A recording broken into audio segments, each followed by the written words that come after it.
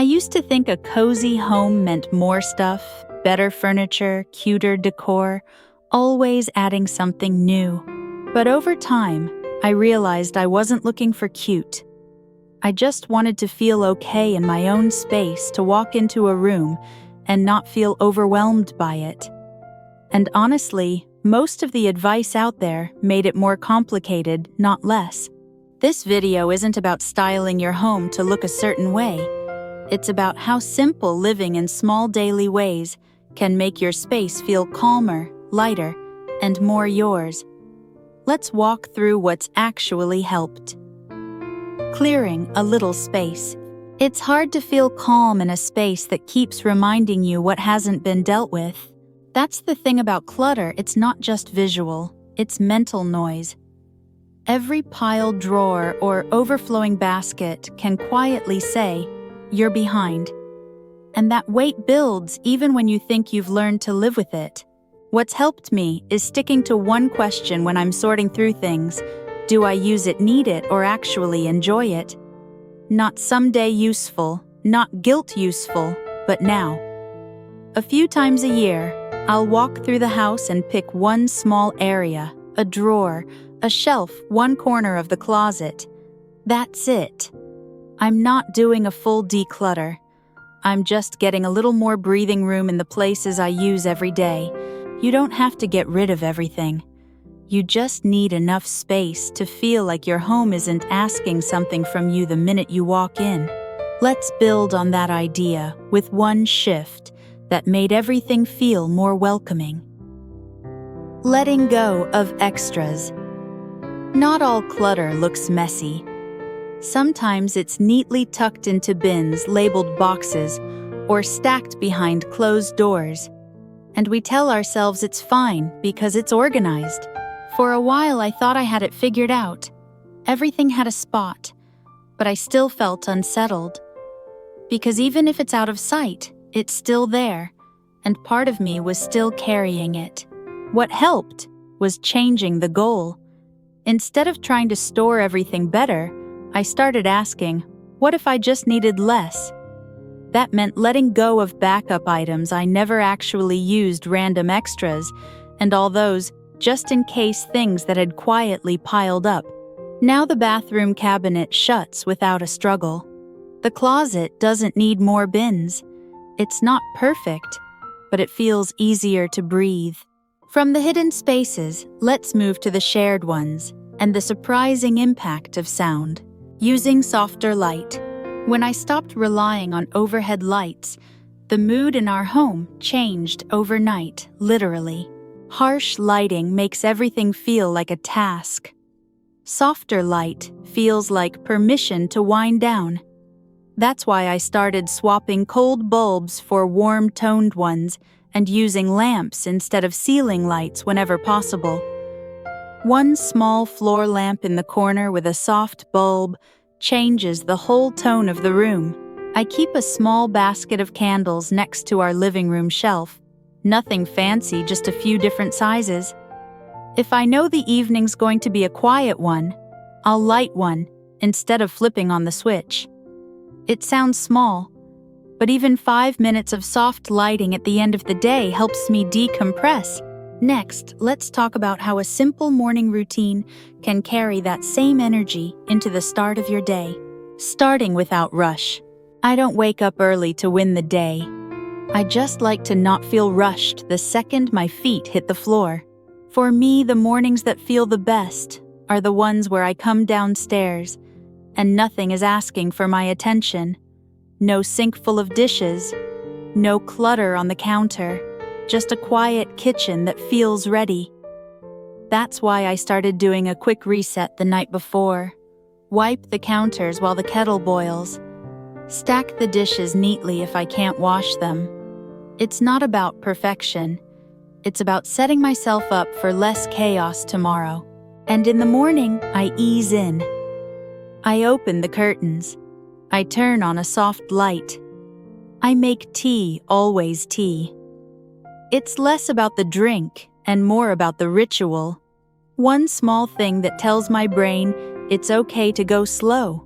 Once you're grounded in the morning, Even a normal Tuesday feels a little more doable. Next is a simple way to bring that same calm into how you dress at home. No effort, no fuss. Wearing what feels good.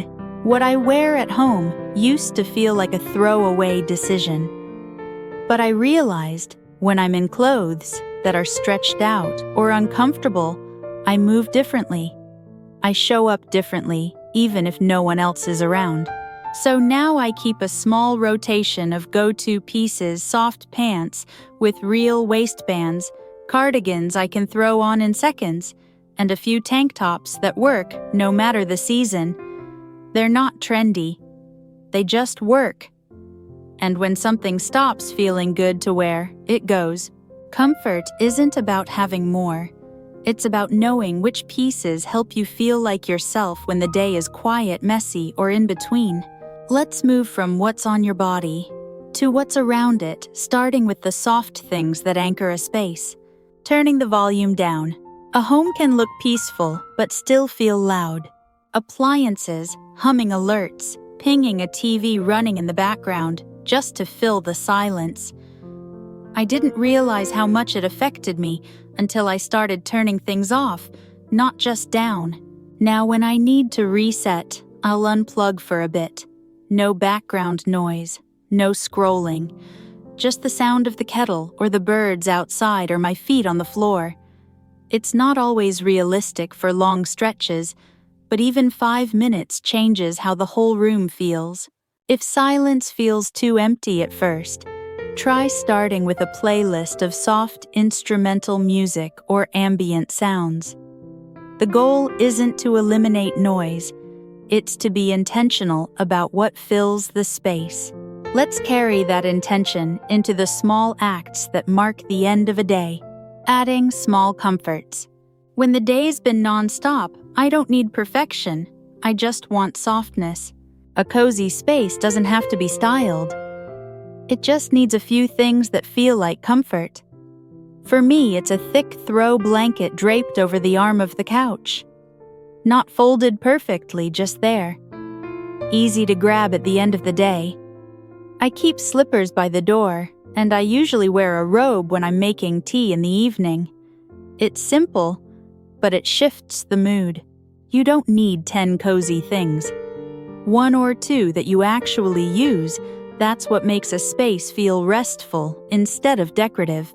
Now that the inside's feeling softer, let's talk about the quiet power of how you treat your space, starting with how you eat. A pause before dinner.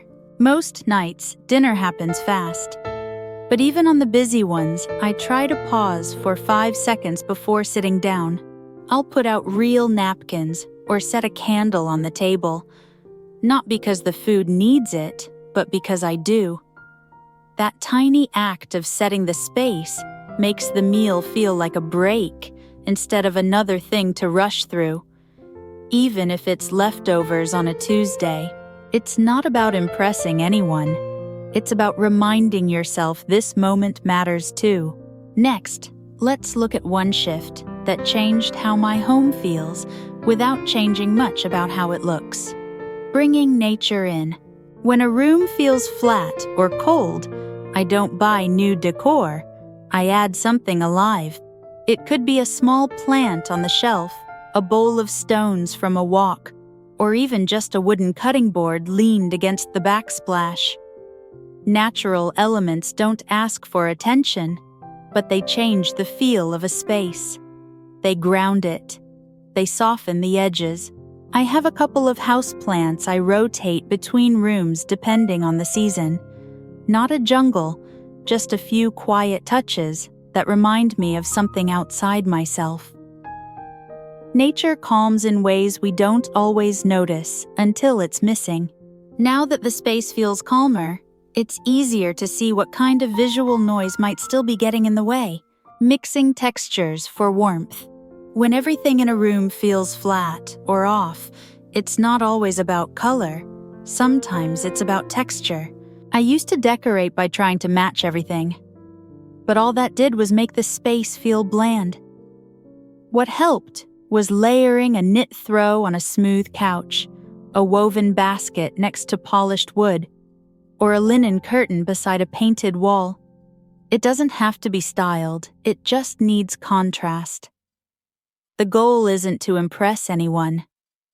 It's to make your space feel lived in, not staged. Now, I stick to a few cozy, familiar textures and let those repeat around the house. Not to create a theme, but to keep things visually calm. Next, we'll touch on one final piece that shapes the first and lasting impression of your home, making it feel like you. There's a difference between a house that looks nice and one that feels like yours. What made the biggest difference for me wasn't buying better decor, it was choosing to display things that meant something. A photo I actually like, a small item from a trip, a little drawing my daughter made that's taped to the inside of the pantry door. Not everything has to be visible, but the pieces that are, they remind me this space belongs to us. You don't need to overthink it. If something makes you smile or remember, it probably belongs in your home more than whatever's trending this season. And when your space reflects you, even in quiet, imperfect ways, it becomes easier to rest in it. Refreshing without shopping. Sometimes I'd feel restless at home and assume I needed to change something. Buy new throw pillows, rearrange the shelves, maybe even repaint a wall. But what I actually needed was just a shift in perspective. Not more stuff, just a little reset. Now when that feeling hits, I'll swap the throw blanket from one room to another, move a plant to a different corner, or change what's on the tray by the bed. Tiny tweaks. Nothing new. But it gives me the sense that something has shifted, and that's often enough. It's not about refreshing the look. It's about refreshing how the space feels to live in. Let's finish by touching on something that affects all of this, how we share space with others. Sharing the calm. It's one thing to create calm when you live alone. It's another when there are other people in the mix. I used to get frustrated when the house felt chaotic again, right after I'd tidied it. But eventually, I realized that shared spaces need shared rhythms, not silent expectations. So we found a few low-stress habits that helped. A 10-minute evening reset, where we each pick a zone to tidy, a basket by the stairs for put-away-later items, or even just agreeing that after dinner, the kitchen's reset before phones come back out. Not everything stays calm all the time. But with a few shared cues, the space gets less reactive and more lived in together. Because a calm home isn't about controlling every detail. It's about finding a rhythm that lets everyone exhale a little. When you're too tired for anything, some days, even a 5-minute tidy or soft light can feel like too much. I used to push through anyway, until I realized rest isn't something you have to earn with chores. Now on the hardest days, I do just one thing that brings a little ease. Maybe it's putting my phone in another room, or sitting by the window with a blanket instead of the couch, or even just lighting a candle and letting the rest wait. A calm home doesn't mean it's always clean. It means you've made space to land even when you've got nothing left. Ending the day gently. Evening used to be when everything finally caught up to me. Dishes left out, texts I hadn't answered, that vague sense of something undone. But the nights that feel the calmest now all have one thing in common. I close the loop on one small thing before bed. It might be laying out clothes for the next day, wiping down the bathroom counter, or writing down the one task I keep forgetting. Not a full to-do list. Just one thing that helps tomorrow feel less scattered. This little act of completion helps me actually relax, not just collapse. And when I wake up, the day feels like it's starting from neutral instead of already behind. Now, with the internal pace slowing down, let's explore how the space itself can reflect that same steadiness. Most of these shifts aren't about decor. They're about creating a home that doesn't add to your mental load. When your space supports you, not distracts you, everything from mornings to bedtime feels a little lighter. Even one small habit, like putting a soft lamp in the corner or clearing out one drawer, can shift the way your whole day feels. If this video helped in any way, feel free to like or subscribe. It helps us keep making content that fits real life, not just Pinterest boards.